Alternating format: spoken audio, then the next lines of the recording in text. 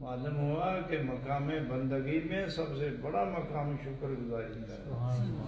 حضرت عمر رضی اللہ تعالیٰ عنہ، یہ آخری جملہ اس محفل کا، حضرت عمر رضی اللہ تعالیٰ عنہ دی بارگاہ وچ ایک صحابی حاضر ہوئے تو عرض کی تھی حضور میرے لیے دعا کرو امیر المومنین کہ قیامت والے دن خدا مینوں تھوڑی جی جماعت والیاں چوں اٹھاوے۔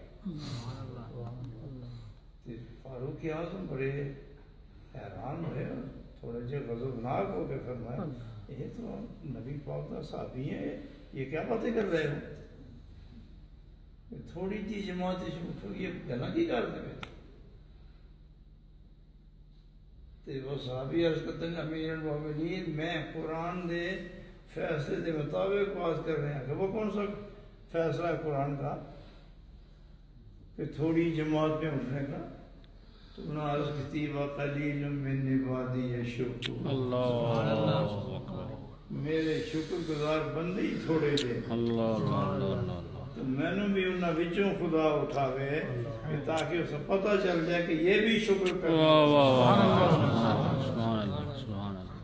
ایک ایک نعمت پر شکر ادا کرو۔ اور شکر دی سب تو بڑی کیفیت یہ نہیں اللہ تیرا شکر الحمدللہ رب العالمین، تم نے بہت کچھ عطا فرمایا، شکر ہے تیرا الحمدللہ رب العالمین، یہ شکر نہیں ہے۔ شکر اس کو کہتے ہیں کہ جتنا جتنا اس کی نعمتوں کا پتہ چلتا جائے اتنی عبادت میں اضافہ۔